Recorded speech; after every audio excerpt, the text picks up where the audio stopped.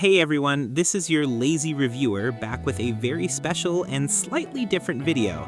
So I opened my Gmail the other day and boom, Letterboxd hit me with my 2025 movie stats, and I genuinely got way too excited.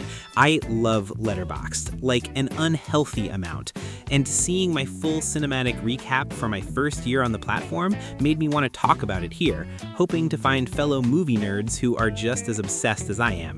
So without wasting any time, let's dive into my Letterboxd year in 2025.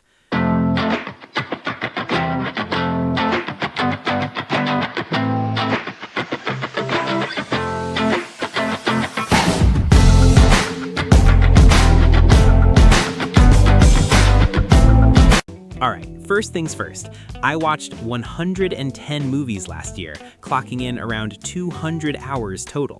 Yes, I officially have no life. We move. I wrote 91 reviews, but let's be honest, most of them were quick thoughts and vibes. The deep, serious reviews, those live on my Buy Me a Coffee page. Now, here's something I loved discovering.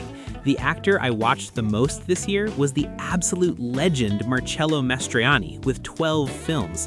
I'm a massive Mastroianni fan. Not everything I watched was great, but there were some real hidden gems like City of Women and Giallo Napolitano, which honestly surprised me in the best way.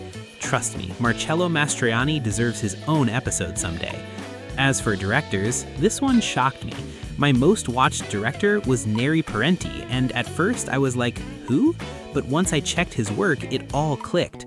Neri Parenti is a very commercial Italian director, but he's also the man behind one of the most iconic comedy franchises in Italian cinema history, Fantozzi. Fantozzi is a legendary character in Italy, an unlucky office worker trapped in a soul-crushing job, bad luck, and pure absurdity. There are 9 films, and I watched 6 of them in 2025 alone. I completely fell in love with the series, which is why Parenti became my most watched director. If you want a full episode about Fantozzi, let me know in the comments, and don't forget to like and share. The first movie I watched in 2025 was Scooby-Doo 2002, very faithful to the cartoon, but yeah, it just didn't work for me. The last movie I watched this year was the Italian film Parenti Serpenti 1992, and I loved it. It's about a family that gathers every Christmas at the grandparents' house. They look loving and warm on the surface, but once the grandparents announce they want to move in with one of their kids, all the buried tensions come out. It's quiet, warm, painfully real, and that ending, absolutely devastating. My 50th movie was Il Papocchio by Roberto Benigni. I watched it purely because of Benigni, and yeah, unfortunately I didn't like it. It's a satire targeting the Vatican and the papal system, but it just didn't land for me. My 100th movie was the German silent classic Faust 26. Despite being almost a century old, it was epic, haunting, and visually stunning. It tells the timeless story of Faust, a man who makes a deal with the devil, Mephisto, trading his soul for meaning and purpose. Now let's talk 2025 releases. My top-rated films were 3. First, Weapons. Easily one of the best films I watched all year. Incredible storytelling. It centers around a school classroom whose students mysteriously disappear after midnight, and the teacher becomes the prime suspect. Second, Frankenstein, directed by Guillermo del Toro. Hands down the best cinematography of the year.